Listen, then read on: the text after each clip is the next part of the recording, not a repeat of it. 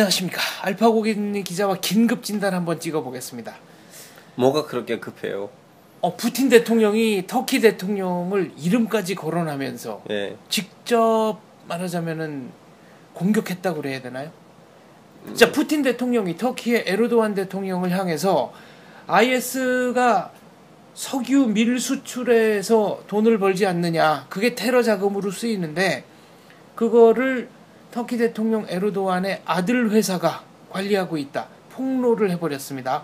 예. 터키 에르도안 대통령은 즉각 사실이 아니다, 사실이라면 내가 대통령직에서 물러나겠다, 그런 얘기를 했는데, 문제는 푸틴이 추가 폭로를 하겠다, 그리고 국제사회는 터키 대통령을 믿을 수 없다는 쪽으로 지금 여론을 만들어가는 중입니다. 이제 전 터키 사람으로서 좀 말을 조심하게 해야 돼요. 네. 그럼요. 괜히 여름에도 터키 가야 네. 되는데. 돌아오는 여름에 터키도 가야 되니까. 네. 지금 이 사태를 여기서 하지 말고 좀 더 2년 전으로 들어가자면, 네. 터키에서는 검찰이 투명 트럭을 시리아에 가는 두 개 트럭을, 네, 트럭 2대를, 네. 트럭 2대를 멈추게 하고 검사하겠다고 네, 했어요. 검문했어요. 예. 그러다가 갑자기 그 검찰들이 딴 데로 네. 파견 나가고 그 수사가 중단됐고 외압에 의해서. 예. 네. 근데 이제 처음에 이제 그 뉴스가 뜰 때는 시리아에 그 미립 무기가 들어가 있다는 걸로 나왔더니, 네. 이제 처음에는 정부가 아니야, 그거는 그냥 인도적 지원이야라고 하고 해명했죠. 다음에 그 수사에 개입된 모든 경찰들, 그리고 그 기자들이 다 딴 데로 파견 나가고, 네. 그 주제에 대해서 엠바고가 왔어요. 국익을 위해. 네. 그 이후로부터 즉 2년 전부터는 터키에서는 그런 유혹이 있어요. 사람들 의심하고 있어요. 우리나라는 시리아 내전에서 일부 무장 세력한테 무기를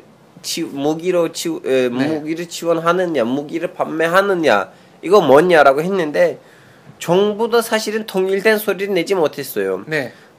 일부 정부에 있는 한 장관은 아니야, 우리는 인도적 자원을 보냈다, 그냥 회계이다. 인도적 차원에서 생활 필수품을 보낸 거지. 예, 난민들한테. 네. 이게 석유 밀 수출하고는 관계없다. 그렇죠. 네. 하나는 아니, 우리는 무기 보냈어, 맞아. 근데 네. 우리는 투르크멘족한테 보냈어요. 투르크멘족은 IS와 싸우는 중인데, 네. 우리는 투르크멘족을 취재해줘야 될 거 아니냐. IS에 보낸 건 아니다. 예.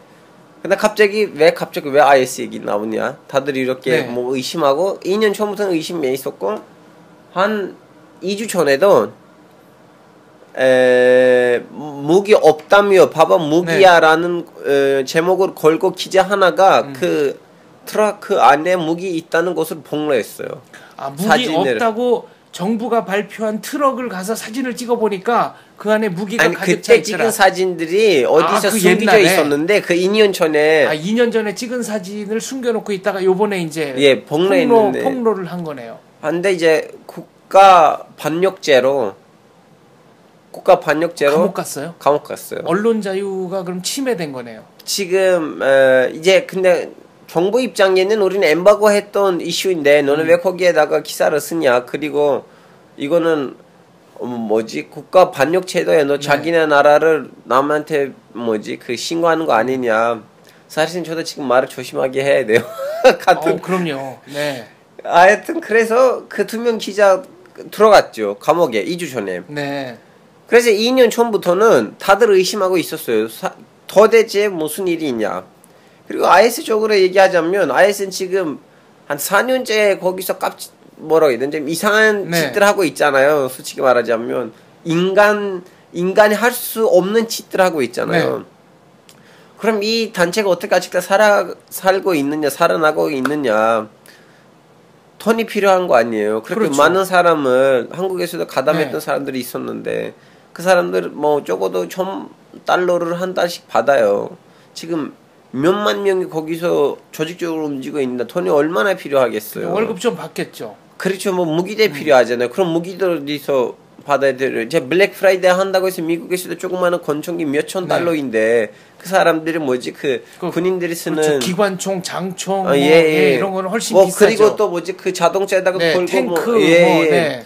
돈이 어마어마 필요한데 그러니까 국제사회는 IS가 석유를 싼 값에 밀 수출을 하고 터키가 그거를 에르도안이 그러니까 터키라기보다는 에르도안과 에르도안의 관련 회사들이 몰래 받아다가 국제사회에 처분을 하고 그 대신에 무기도 몰래 IS에 갖다 주는 거라고 의심하고 있어요. 지금 여기 러시아가 뜬 거잖아요. 네. 그래서 러시아를 연결시켜야 돼요. 그래서 러시아는 어떻게 연결되냐면 러시아가 2008년 때는 구르지아, 네. 친나토, 탈소비에트 국가 구르지아에다가 공격을 하고 지금 구르지아는 유엔으로 인정되는 영토의 네. 40% 정도는 30% 정도는 실질적으로 러시아가 차지하고 있어요. 그렇죠. 그러니까 유엔이 조지아, 그루지아의 영토라고 인정한 영역의 30% 정도를 그러니까 러시아가 실효 지배를 하고 있습니다. 하고 이걸 러시아 입장에서는 거기에 두 개 나라가 탄생했어요. 네. 하나는 아바지아 공화국, 네. 하나는 남오세티아 공화국이에요. 남오세티아, 아바지아 공화국. 예. 물론 이 나라들이 인정하는 나라들 거의 없어요. 네, 10개밖에 없는데 국제사회에서 인정은 잘 못 네. 받지만 아마 아직 북한도 인정 안 인정하지 했을까요? 않아요. 네, 남오세티아, 예. 사우스 오세티아. 사우스 오세티아하고 하여튼 그 이후에도 아시다시피 러시아는 뭐 유크레인이랑 문제가 생겼다가 그 유럽을 협박했잖아요. 내가 속이 그러면 뭐 가스 전용 가스 끊겨줄게. 그렇죠. 그래서 우크라이나로 가는 난방 가스의 대부분이 다 그냥 그렇죠. 예 그리고 서방으로 가는 천연 가스 이런 것도 다 잠그겠다 그랬죠. 그리고 3년 전에 2년 전인가 그 크리미아 반도를 흡수했잖아요. 저 크림 반도를 사실상 병합했습니다. 그래서 지금 푸틴은 뭐 서방 세계에서 보면 푸틴은 무조건 물러나가야 되는 사람이에요. 왜냐하면 전 세계 시설을 흔들리고 있다고. 그럼 어떻게 물러나갈 수가 있어요? 석유값을 떨어뜨리게 해줘야지 네. 물려나갈 수가 있잖아요. 그럼 석유값을 어떻게 떨어뜨려야 돼요? 석유값이 떨어지기 위해서 뭐가 필요해요? 석유값을 너무 싸게 팔 사람도 필요할 거 아니에요. 그렇죠.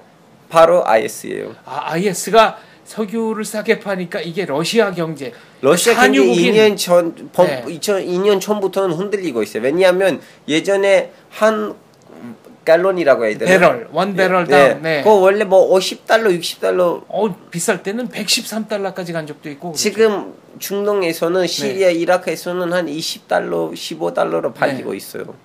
그러니까 러시아 산유국인 러시아 외화의 대부분을 석유 팔아서 획득하는 러시아로서는 이게 치명적인 거네요. 네. 근데 이 경우는 IS가 부도덕적인 집단인 게 또 확실하니까. 그건 확실하죠. 네.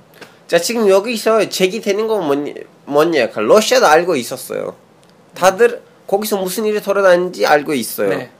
그리고 뭐 터키는 그러면 거기 뭐 의혹에 따르자면 네.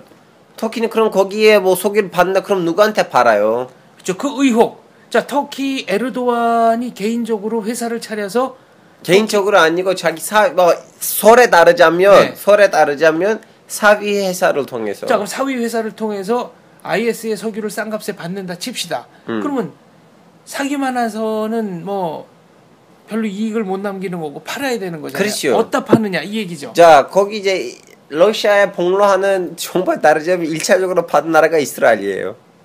왜냐하면 그동안 중동 나라들로부터 사이가 나빠지다 보니까 좀 약간 석유를 너무 비싸게 받고 있었다가 갑자기 싼 가격을 받게 됐어요. 그 에르도안은 연설할 때마다 이스라엘을 비난하지 않았나요? 그렇죠. 국내에서도 자기네 판 세력을 항상 이스라엘 주장자로 주장했죠. 근데 아들이 지금 이스라엘에다가 배 보내주고 있는 하나의 회사의 주인이에요. 그럼 돈 앞에서는 뭐 반 이스라엘, 친 이스라엘 이런 것도 상관없다. 이제 경제는 다른 거고 정치는 다른 거죠. 하여튼 자, 지금 여기서 제기돼야 되는 건 뭐냐면 아시다시피 일주일 전인가? 일주일 전이었죠. 터키는 러시아 비행기를 추락시켰어요. 사실 추락시키는 거 우리 합법적인 권리 안에 있어요. 왜냐면 우리 영공을 침공했어요. 그렇죠. 러시아 영공으로 날아갔으니까. 근데 러시아는 이미 폴란드 영공도 지금 침공한 거 있어요. 1년에 몇 번째. 근데 뭐 폴란드는 단 한 번도 난리를 안 쳤고 폴란드는 나타 해본국으로 알고 있어요. 네. 두 번째는 마지막 10년에는 그리스도 우리 영공을 2,500회, 네.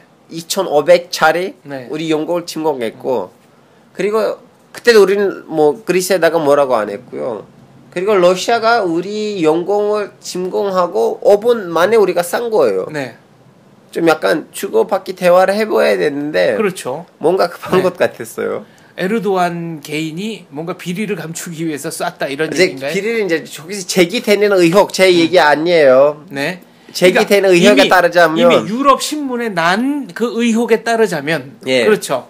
이미 보도가 됐어요. 시리아 지금 이라크 러시아가 시리아를 공습하다가 그 터키에다가 밀북으로 가는 그 소기 트럭들을 발견했다. 아니 네. 공격했었고 네. 몇 개 트럭가 폭발됐었어요. 폭발했다. 예, 예. 네. 그래서 이제 이 러시아 뭐지 전투기들이 우리 트럭들을 이렇게 네. 폭발시키니까 러시아 비행기를 추락시켜야 되지 않을까 해서 폭발했다고 다들 뭐 추락시켰다고 주장하고 네. 있어요. 그래서 저 여기서 신기한 거는 예를 들면 북한이 도발하면 아니면 뭐 무슨 일이 생기면 네. 뭐 군사적으로 한국에서 누가 먼저 발표를 하나요? 지금은 대한민국 정부의 정책은 선조치 후 보고. 그러니까 북한이 영공이든 영해든 영토를 침범하면 일단 격퇴를 하고 나중에 보고해라. 아니 이렇게 바뀌었죠. 누가 먼저 공식적인 발표를 해요? 언론에다가. 국방부가 그렇죠. 해야죠. 네. 우리나라에서는 그 러시아 비행기 추락 사태가 일어났을 때는 처음에는 대통령실이 공식 발표를 했어요. 터키에서는 예, 터키 국방부가 아니고 예, 네. 우리 군이 러시아 비행기를 추락시켰다. 다음에 20분, 25분에서 국방부가 공식 발표를 했어요. 네. 우리 군이 미확인된 비행기를 이게 군과 대통령실의 발표 사이에 미묘한 차이가. 예. 네. 그 다음에 그러네요. 이제 다시 한번 대통령실이 발표를 했는데 언론에서 언론에 나온 보도에 따르자면 우리 군이 네. 러시아 비행기를 추락시켰다. 알겠습니다. 뭐 일부 유럽 언론들은 지금 뭐 터키와 러시아 간의 분쟁 제3차 대전으로 가느냐 마느냐 이런 여론 조사를 하고 있는데요. 세계 3차 대전으로 갈 것 같지는 않고 다만 뭔가 충돌이 있기는 있을 것 같고 제 예측으로는 그러면 세계 3개 대전 안 들어갈 이유는 중국이 네. 너무 적극적으로 끼어 들어가진 않았어요. 아무리 네. 중국을 자극했어도 뭐 IS가 중국 사람들도 참수했어요. 네. 아무튼 에르도안이 굉장히 파퓰리스트적인 정책을 많이 폈는데 뭔가 확실히 문제가 좀 있어 보이죠. 만약 에르도안이 했던 말이 내가 지원하지는 않았다. 나의 네. 명령으로 나의 지시로 나는 IS를 지원하지 않았다. 그런 게 검증된다면 나는 사임하겠다. 네. 그래서 제 보기에는 에르도안이 직접 지원했다는 것을 증명하기가 쉽진 않다. 왜냐면 네. 에르도안은 뭐 녹음 파일을 따야 될 거 아니에요. 네. 뭐 아니면 사인으로 된 그런 일들을 너무 좀 겉은 뒤에서 일어났던 일들이니까 뭐 증명하기가 검증되는 게 힘들긴 하지만 당분간 국제사회에서는 터키에다가 압박이 들어오지 않을까 싶어요. 지금 유일하게 미국이 터키를 지지하고 있어요. 러시아가 폭로된 그 자료들이 그렇게 설득적이지 않다라고 하고 지금 터키 편을 들어줬는데 네.